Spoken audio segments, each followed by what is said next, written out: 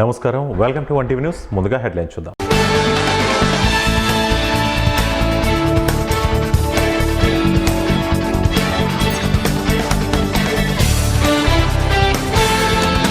Pollution control board zonal అధికారి యుగంధర్ మునిప్రసాద్ ఆదాయానికి మించిన ఆస్తులు ఉన్నాయని ఏసీబీ డీఎస్పీ సోమప్ప తెలిపారు. కర్నూలులోని చాణక్యపురి కాలనీలో ఉన్న ఆయన ఇంట్లో శుక్రవారం ఏసీబీ డీఎస్పీ సోమన్ ఆధ్వర్యంలో తనిఖీలు నిర్వహించారు. 4 కోట్ల రూపాయల అక్రమాస్తులు ఉన్నట్లు తాము గుర్తించినట్లు డీఎస్పీ తెలిపారు. కర్నూలు, తిరుపతి, హైదరాబాద్లో తనిఖీలు నిర్వహించినట్లు డీఎస్పీ వివరించారు. ఒక లాకర్తో పాటు బంగారు, వెండిని స్వాధీనం చేసుకున్నట్లు తెలిపారు. విలువైన భవనంతో పాటు ఇండ్ల స్థలాలు గుర్తించారు. ఇతనికి ఆదాయానికి మించి ఆస్తులు ఉన్నాయనే సమాచారం మేరకు ఈరోజు సోదాలు నిర్వహించినాము. ఈ సోదాల్లో ఇతనికి ఒక 2 బిల్డింగ్స్ ఉన్నాయి. ఇది ఒక బిల్డింగు G+3 ఇది. తర్వాత సికరాఫైడ్లో ఒక డూప్లెక్స్ ఉంది. తర్వాత క్లౌడ్ లైన్లో ఒక ప్లాట్ ఉంది, ఎఫ్ఎల్ఏటి ప్లాట్ ఉంది. తర్వాత భార్య పేరు మీద ఒక 4 ప్లాట్లు హౌస్ సైట్స్ ఉన్నాయి. తర్వాత సోదాల్లో ఇంకా ఈరోజు 5,78,000 రూపాయలు క్యాష్ దొరికింది. తర్వాత గోల్డ్ వచ్చి 17 తులాలు దొరికింది. సిల్వర్ 3 కేజీల 300 గ్రాములు ఉంది. తర్వాత public provident funds, postal saving banks, Sukanya Samriddhi Yojana, తర్వాత ఇంకా మొదలైనవన్నీ కలిసి ఒక 49 లక్షల విలువ గల పత్రాలు దొరికినాయి. తర్వాత ఒక కార్ ఉంది. తర్వాత ఒక స్కూటర్ దొరికింది. ఇంకా ఇంట్లో సోదాలు చేస్తున్నాం. బ్యాంక్ లాకర్ కూడా ఒకటి దొరికింది. అది బ్యాంక్ లాకర్ రేపు, ఈరోజు హాలిడే కదా, రేపు హాలిడే, ఎల్లుండి హాలిడే, మండే ఓపెన్ చేస్తాం. మొత్తం విలువ అంటే మేము గవర్నమెంట్ వాల్యూ తీసుకున్నాము, అది చెప్తానండి. కేంద్ర ప్రభుత్వ విద్యా వ్యవస్థ డొల్లతనం రీనీట్ పరీక్షలో మరోసారి బయటపడిందని జిల్లా కాంగ్రెస్ పార్టీ అధ్యక్షులు మరిపి విద్యాసాగర్ ఆరోపించారు. కేంద్ర విద్యాశాఖ మంత్రి వెంటనే రాజీనామా చేయాలని కాంగ్రెస్ పార్టీ తరఫున డిమాండ్ చేస్తున్నామని అన్నారు. శుక్రవారం విజయనగరంలో ఏర్పాటు చేసిన విలేకరుల సమావేశంలో ఆయన మాట్లాడారు. దేశవ్యాప్తంగా విద్యార్థులు, యువత ఎదుర్కొంటున్న సమస్యలపై లోక్సభ ప్రతిపక్ష నేత రాహుల్ గాంధీ జూన్ 17న రాజస్థాన్లోని కోటాలో నిర్వహించిన చాత్రోంకి గూంజ్ ర్యాలీలో చేసిన వ్యాఖ్యలను ఆయన ప్రస్తావించారు. యువతే భారతదేశ భవిష్యత్తు, యువత ఎదిగితేనే దేశం ఎదుగుతుంది, యువతను విఫలం చేసింది వారి శ్రమ కాదు, ఈ విద్యా వ్యవస్థే. ప్రస్తుత విద్యా వ్యవస్థ తీవ్ర ఒత్తిడిని కలిగించే అన్యాయమైన, క్రూరమైన వ్యవస్థ అని రాహుల్ గాంధీ అన్నారని విద్యాసాగర్ తెలిపారు. సిగ్గుచేటు అంటే కేంద్ర ప్రభుత్వ విధానం, విద్యా వ్యవస్థ విధానం చాలా సిగ్గుచేటుగా ఉంది. దీని గురించి, ప్రస్తుత కేంద్ర విద్యా వ్యవస్థ గురించి మరియు విద్యార్థుల కోసం, యువత కోసం జూన్ 17వ తేదీన రాజస్థాన్ రాష్ట్రంలో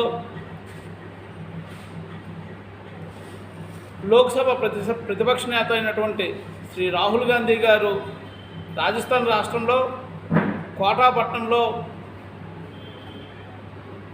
చాత్రోంకి గూంజ్ కార్యక్రమంలో విమర్శనాస్త్రాలు సంధించినారండి. ఆ వివాదాస్త్రాలు ఏమిటంటే, యువత భారతదేశ భవిష్యత్తు, ప్రతి ఒక్క యువతలో కూడా శక్తి ఉందండి. ఆ శక్తిని ఈ ప్రస్తుత కేంద్ర విద్యా వ్యవస్థ అణచివేస్తుందండి. ఉదాహరణకు 30,000 మంది విద్యార్థులు. నెల్లూరు జిల్లా కలువాయి ప్రాథమిక ఆరోగ్య కేంద్రంలో పల్స్ పోలియో కార్యక్రమంపై వైద్యాధికారులు డాక్టర్ విజయలక్ష్మి ఆశ్రిత విలేకరుల సమావేశం నిర్వహించారు. ఈ సందర్భంగా వారు మాట్లాడుతూ, కలువాయి ప్రాథమిక ఆరోగ్య కేంద్ర పరిధిలో ఇప్పటి వరకు 5 ఏళ్లలోపు మొత్తం 1857 మంది చిన్నారులను గుర్తించినట్లు తెలిపారు. వారందరికీ పోలియో చుక్కలు అందించేందుకు 18 పోలియో కేంద్రాలు, ఒక ట్రాన్సిట్ బూత్, ఒక రూట్ బూత్ ఏర్పాటు చేసి అన్ని ఏర్పాట్లు పూర్తి చేసినట్లు వెల్లడించారు. ఒక్క చిన్నారి కూడా పోలియో చుక్కలు వేయించుకోకుండా మిగిలిపోకుండా ప్రత్యేక బృందాలు ఇంటింటికి వెళ్లి సేవలు అందిస్తాయని తెలిపారు. ఆ తర్వాత 2 రోజులు ఎవరైనా మిస్ అయి ఉంటే పిల్లలు బూత్కి రాలేని పిల్లలు ఉంటారు కదా, వాళ్ళకి సోమవారం మంగళవారం హౌస్ టు హౌస్ విజిట్ చేసి మిస్ అయిన పిల్లలకి మా స్టాఫ్ ఆ రోజు పోలియో చుక్కలు వేస్తారు. సో మనకి ఈ ప్రోగ్రాము మేము ఒక 2-3 వీక్స్ నుంచే ఫీల్డ్ లెవెల్లో మొత్తం సర్వే చేసి అప్పుడే పుట్టిన పిల్లల నుంచి 5 ఇయర్స్ దాకా పిల్లలు సర్వే చేసిన తర్వాత మనకి కల్వై పిఎస్సి పరిధిలో 1857 మంది పిల్లల్ని గుర్తించాము. సో అంతమంది పిల్లలకు గాను 16 బూతులు మేము ఏర్పాటు చేశాము. 16 బూతులు మరియు ఒక ట్రాన్సిట్ బూత్ బస్టాండ్ సెంటర్లో, మరియు ఎవరైనా సంచారం అంటే అక్కడికి ఇక్కడికి ట్రావెల్ చేస్తూ ఉండేవాళ్ళు, హై రిస్క్ ఏరియాలో ఉండే వాళ్ళు కూడా మిస్ అవ్వకుండా వ్యాక్సిన్ వేయడానికి మొబైల్లో బూత్ కూడా మేము ఏర్పాటు చేసాము. నార్మల్ బూత్లు వచ్చేసి 16 ఉంటాయి. ప్రతి బూత్లో 4 ఉంటారు టీము, 4 మెంబర్స్ ఉంటారు. అలాగే ట్రాన్సిట్ బూత్ అండ్ మొబైల్ బూత్లో ఇద్దరిద్దరు. ముఖ్యమంత్రి నారా చంద్రబాబు నాయుడు మాధవరంలో నిర్వహించిన కార్యకర్తల సమావేశంలో మంత్రాలయ వైసీపీ ఎమ్మెల్యే బాలనాగిరెడ్డిని ఉద్దేశించి చేసిన వ్యాఖ్యలపై Mantralaya MLA Balanagi Reddy hot comments చేశారు. నా నియోజకవర్గంపై దండయాత్ర వద్దు, అభివృద్ధి యాత్రకు వస్తే నేనే స్వాగతిస్తాను. నా ప్రజల కోసం జైలుకు వెళ్లడానికి నేను రెడీ. తుది శ్వాస వరకు నియోజకవర్గ ప్రజలకు అండగా ఉంటానని ఆయన అన్నారు. పార్టీ ఫిరాయింపు గురించి మాట్లాడేటప్పుడు మా వైకాపా ఎమ్మెల్యేలను 2019 నుంచి 2024 మధ్యలో మీరు కొనుగోలు చేసింది గుర్తురాలేదా అని ప్రశ్నించారు. నియోజకవర్గంలో బీసీల జపం అంటారే, 2014, 2019 ఏది నీ బీసీ అభ్యర్థిని నిలబెట్టారు? రెడ్డి అభ్యర్థినే కదా నిలబెట్టింది. బీసీల ప్రభుత్వం అంటున్నారే, ఏ ఒక్క వాల్మీకి ఎమ్మెల్యేకైనా మంత్రి పదవి ఇచ్చారా అన్నారు. ప్రజల ఆశీస్సులు ఉన్నంతకాలం ఎమ్మెల్యేగా గెలుస్తూనే ఉంటా. తెలుగుదేశం పార్టీలో సుదీర్ఘకాలం పార్టీకి పనిచేస్తే కేవలం గుర్తింపు ఇవ్వకుంటే మా జగనన్న బీసీ నాయకులు రామిరెడ్డికి కేడీసీసీ అధ్యక్ష పదవి కట్టబెట్టింది వాస్తవం కాదా? చేతనైతే ప్రజాస్వామ్యబద్ధంగా స్థానిక సంస్థల ఎన్నికలను నిర్వహించు, గెలుపు ఓటమిలను సమానంగా స్వీకరిస్తానని ముఖ్యమంత్రి చంద్రబాబు నాయుడికి ఎమ్మెల్యే శ్రీ వై బాలనాగిరెడ్డి సవాల్ విసిరారు. ఇవన్నీ చేస్తాడేమో అన్న ఆలోచనతో పాపం అందరూ ఆయన ఎదురు చూశారు. కానీ ఆయన వచ్చిన తర్వాత ఆయన ఒకటి ఆలోచన చేశాడు, అభివృద్ధి ప్రణాళిక ప్రకటించాని అని ఆశపడ్డారు. కానీ దురదృష్టవశాతం ఆయన ఆలోచన చేసిందంతా మా 4 పంచాయతీల గురించి. అంటే 4 పంచాయతీలు, యామ్లెట్ విలేజ్లో 3, అంటే 7 గ్రామాల గురించి ఆలోచన చేసినాడు తప్ప ఆయన ప్రజలకు ఏదో చేస్తాడు చెప్తాడని ఆలోచనలు ఉన్నారు తప్ప ఈయన చేసింది చెప్పింది ఏం లేదు. ఎంతసేపు ఉన్నా బాలనాగిరెడ్డి 7 గ్రామాలు అక్కడ పోటీ పెట్టాలా, అక్కడ పోటీ నిలబెట్టాలా. తప్పకుండా ఈసారి నేను దండయాత్ర చేస్తా అన్నాడు. దండయాత్ర ఎందుకు చేస్తావు నాయన? అప్పుడు ఇప్పుడు 2014లో దోమల దండయాత్ర చేయించినావు అధికారులు చెప్పి, ఇప్పుడు మళ్ళీ మా గ్రామాల మీద దండయాత్ర ఎందుకు చేస్తావు?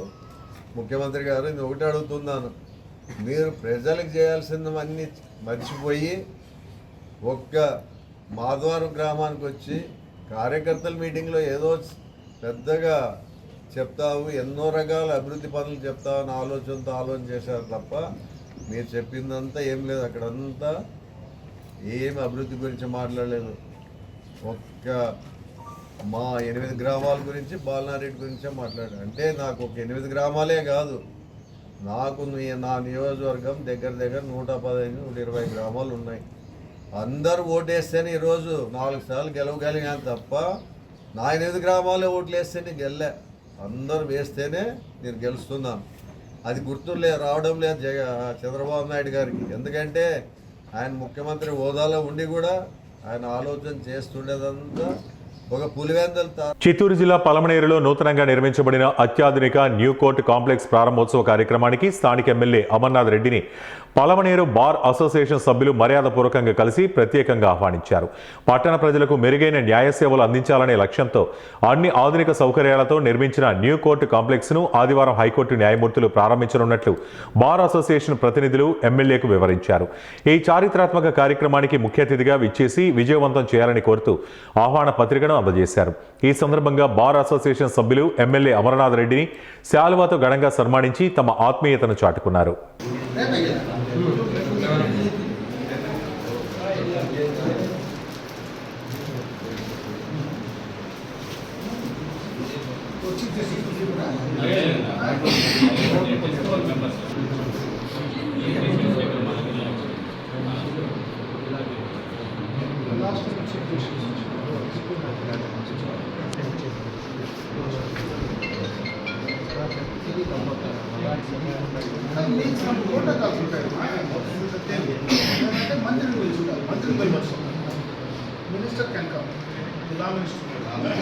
విచారణలో ఉన్న కేసులపై సమీక్ష, గౌరవ న్యాయస్థానాలలో విచారణ ఉన్న కేసులను వేగవంతం చేయడానికి కోసం కోర్టు మానిటరింగ్ సిబ్బందికి ఏలూరు డీఎస్పీ శ్రావణ్ కుమార్ ఆదేశాలు ఇచ్చారు. జిల్లా ఎస్పీ ప్రతాప్ కిషోర్ ఆదేశాలపై డీఎస్పీ శ్రావణ్ కుమార్ సభ్యులతో మీడియా కాన్ఫరెన్స్ ద్వారా సమీక్ష నిర్వహించారు. వీడియో కాన్ఫరెన్స్ లో అన్ని న్యాయస్థానాల్లో ట్రయల్ కేసులను గురించి సిబ్బందిని అడిగి తెలుసుకున్నారు.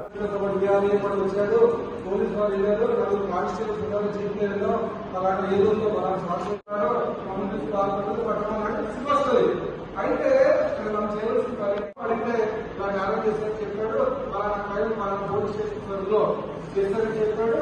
ఆ ఒత్తిడి ఎందుకంటే ఆ మీడియట్ కొత్త ఒక చిన్న పాయింట్ రాయాలి. మిగతా పాయింట్ అంటే అశ్లీలో తీసుకున్నా ఆ పదవి లేకపోతే తీసుకుపోతుంది. ఎంతమంది ఎవరు ఎంతమంది రాస్తారు మీడియట్ కొత్త రాయాలి. చాలా ఇంపార్టెంట్. అశ్లీలో తీసుకుంటే అక్కడ హ్యాండ్ రైటింగ్ రిపోర్ట్ వచ్చింది. హ్యాండ్ రైటింగ్ రిపోర్ట్ వస్తే అంతా సంస్థలు పెడతారు. ఎప్పుడు ఐడెంటిఫై చేసాం, పక్కింటి ఫోన్ చేసాడు లేదా ఎదుటి ఫోన్ చేసాడు, అది కూడా రావాలి. అందులో అలా రావడం ఫోన్ చేశారని రావాలి.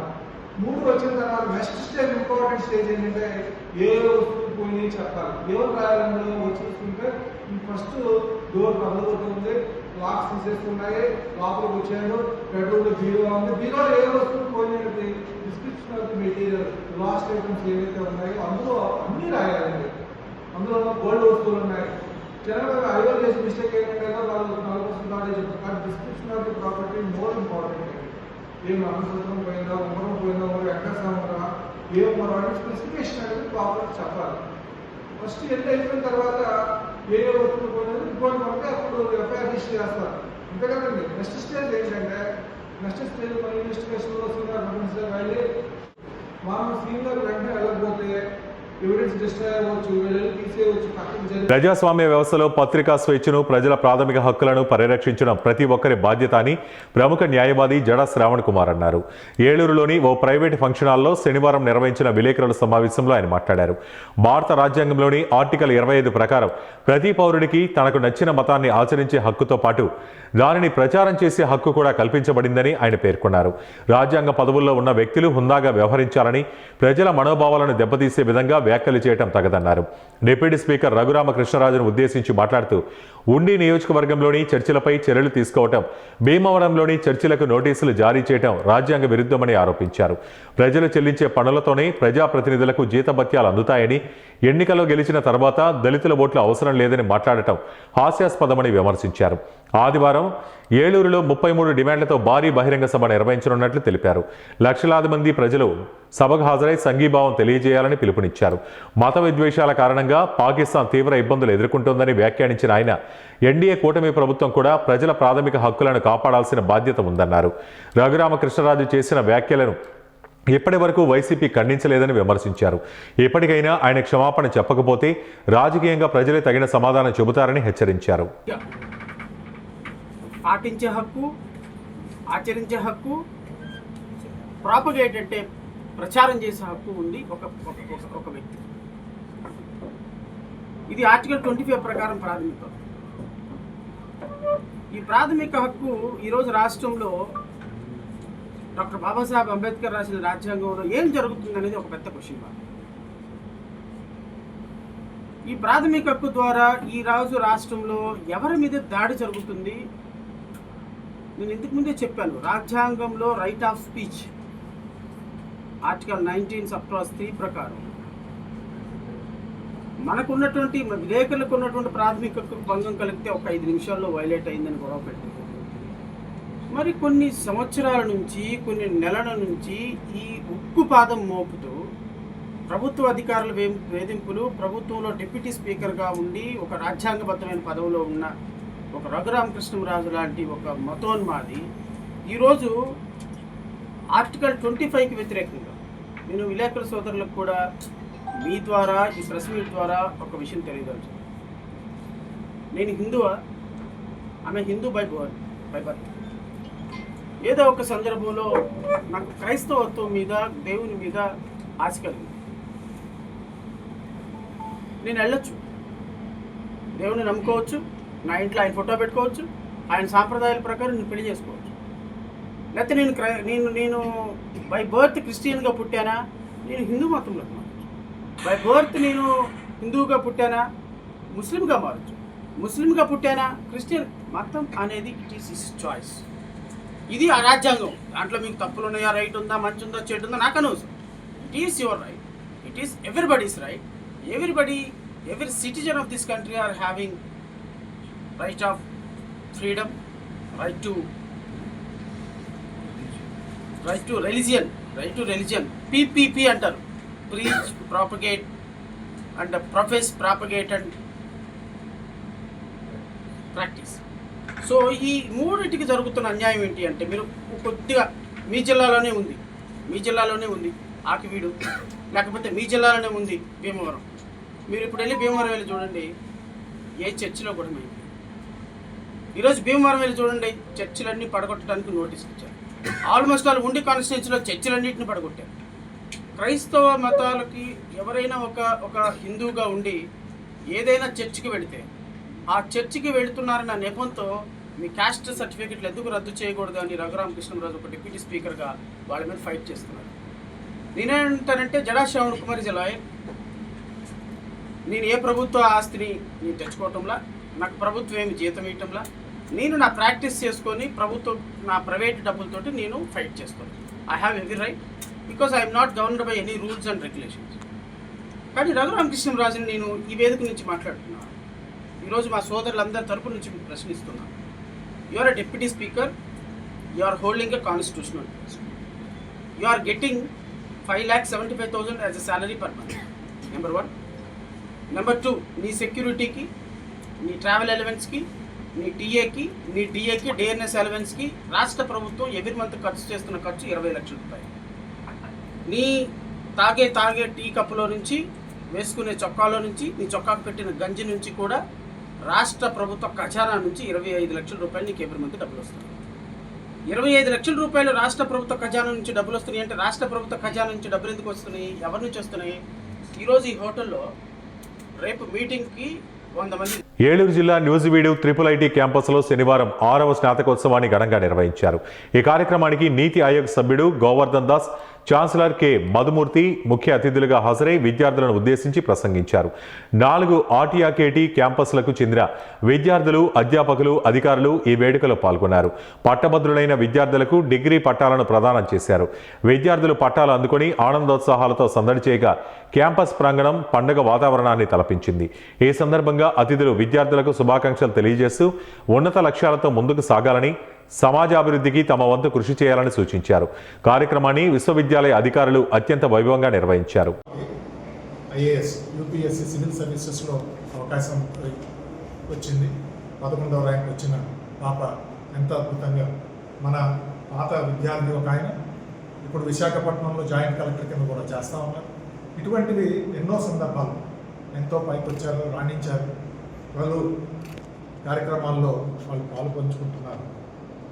అవకాశాలు దొరక్క వారు ఇబ్బంది పడుతున్నారనేది గమనించి మన రాష్ట్రం చేపట్టిన RTRKT అనేది 2008లో మొదలైనా కూడా ప్రస్తుతం వీరందరికీ ఆపర్చునిటీస్ని వారికి అందేటట్లుగా చేయడం చాలా గొప్ప కార్యక్రమం. ఈ మధ్యన మన ఆనరబుల్ మినిస్టర్ గారు నారా లోకేష్ గారు వారి సపోర్టుతో అందరికీ కూడా మనం క్వాలిటీ ఫుడ్ అనేది మనం హరే కృష్ణ మిషన్ ద్వారా అక్షయ్ పాత్ర ద్వారా ఫుడ్ అరేంజ్ చేయడం జరిగింది. ఎప్పుడు ఇదివరకు ఇబ్బందులు ఉండేవి, స్టూడెంట్స్ కంప్లైంట్స్ ఉండేవి, ఎప్పుడూ ప్రెస్లో వస్తూ ఉండేవి. కానీ ఇప్పుడు ఈ క్వాలిటీ ఫుడ్, హైజీనిక్ ఫుడ్ పెట్టడం వలన వీరు పూర్తిగా వారి దృష్టి చదువుల మీద, ఇటువంటి రీసెర్చ్ యాక్టివిటీస్ మీద చేసే అవకాశం కల్పించారు. పైగా కార్యక్రమాలు ఇంటర్నెట్ అంటే ఫెసిలిటీస్ కొత్తగా కోర్సెస్ మొదలు పెట్టడం జరిగింది. MTech courses, mechanical, civil, electronics courses కూడా మొదలుపెట్టాం. Artificial intelligence, machine learning, quantum టెక్నాలజీస్లో మైనర్స్ రొట్టెల పండుగ భక్తుల రద్దీకి భారీ ఏర్పాట్లను రాష్ట్ర పురపాలక శాఖ మంత్రి పొంగూరు నారాయణ పరిశీలించారు. పటిష్ట భద్రత నిఘా కోసం 4 డ్రోన్లను మంత్రి నారాయణ ఆవిష్కరించారు. అబ్దుల్ అజీజ్, కోటమిరెడ్డి గిరిజారెడ్డి, జిల్లా ఎస్పీ అజిత, మున్సిపల్ కమిషనర్ నందన్తో కలిసి ఏర్పాట్లు పరిశీలించారు. రొట్టెల పండుగ 2వ రోజు సందర్భంగా బారా షాహీద్ దర్గాలో చేపట్టిన ఏర్పాట్లను రాష్ట్ర పురపాలక శాఖ మంత్రి పొంగూరు నారాయణ శనివారం పరిశీలించారు. పోలీస్ కమాండ్ కంట్రోల్ నుంచి పరిస్థితిని సమీక్షించారు.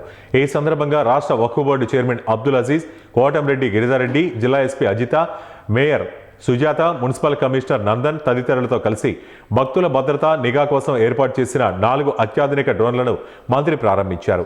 అనంతరం లంగర్ ఖానాను ప్రారంభించి భక్తులకు భోజనం వడ్డించారు. ఈ సందర్భంగా మంత్రి నారాయణ మాట్లాడుతూ రొట్టెల పండుగ తొలి రోజు దాదాపు 3 లక్షల మంది భక్తులు దర్గాను సందర్శించగా 2వ రోజు 4 నుంచి 5 లక్షల మంది వరకు, ప్రధాన ఘట్టం జరిగే ఆదివారం 6 నుంచి 7 లక్షల మంది వరకు భక్తులు వచ్చే అవకాశం ఉందన్నారు. ఈ కార్యక్రమంలో ఏఎస్పీలు దీక్షా సౌజన్య, పోలీస్ కార్పొరేషన్ అధికారులు తదితరులు పాల్గొన్నారు.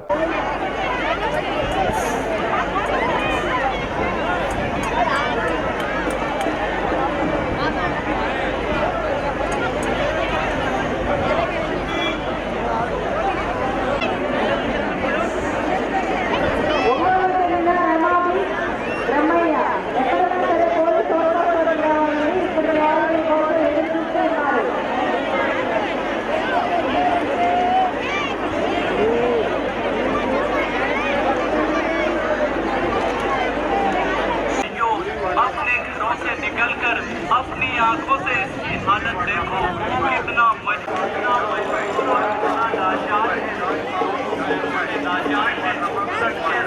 सरकार से इसकी मदद करें। आप सभी सरकार से गुजारिश है इसकी ज्यादा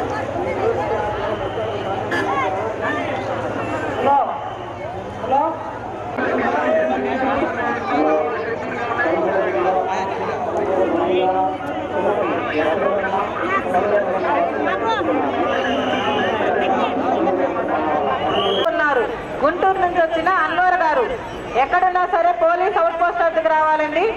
ఇక్కడ మీ వాళ్ళు మీకోసం ఎదురు చూస్తూ ఉన్నారు.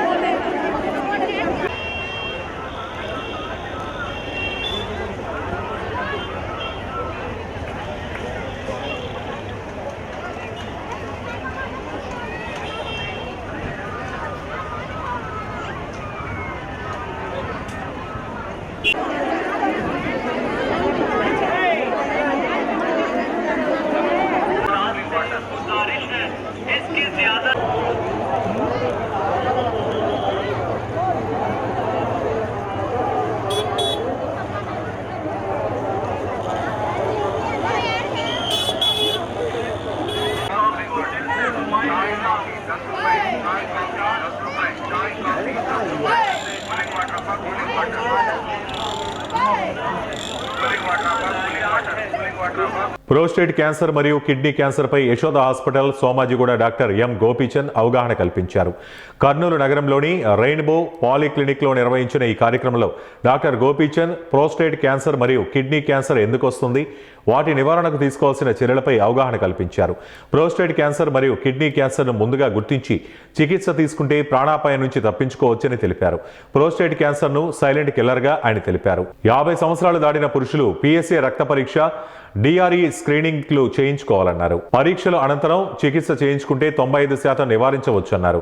హైదరాబాద్ యశోద హాస్పిటల్లో ప్రోస్టేట్ క్యాన్సర్ మరియు కిడ్నీ క్యాన్సర్కు మంచి చికిత్స ఉందన్నారు. కార్యక్రమంలో Yashoda hospital marketing manager Srinivasa Reddy పాల్గొన్నారు. 37 ఉంది. ఇప్పుడు నార్మల్గా లైఫ్ ఎక్స్పెక్టెన్సీ చూస్తా అంటే అరౌండ్ 70+ దాటింది. అంటే మామూలుగానే క్యాన్సర్లు age related cancers like kidney cancer, prostate cancer మెయిన్గా మేల్స్లో ఏజ్ రిలేటెడ్. సో నెసెసరీ ఏంటంటే ఈ అర్లీగా డిటెక్షన్ ప్రాస్టేట్ క్యాన్సర్ చేయాలంటే బ్లడ్ టెస్ట్ ఉంటుంది, పిఎస్ఏ ప్రాస్టేట్ స్పెసిఫిక్ యాంటీజెన్. ఈ పిఎస్ఏ అనే పదార్థం blood test, simple blood test చేస్తే మనం అర్లీగా డయాగ్నోస్ చేసుకోవచ్చు ప్రాస్టేట్ క్యాన్సర్. కిడ్నీ క్యాన్సర్ కూడా సింపుల్ ఏంటంటే ultrasound scanning. Ultrasound scanning availability ప్రతి డిస్ట్రిక్ట్ వదిలేసేయండి, తాలూకు విలేజ్ లెవెల్లో కూడా ఉంది. ఇప్పుడు తాలూకు లెవెల్లో డెఫినెట్గా ఉంది.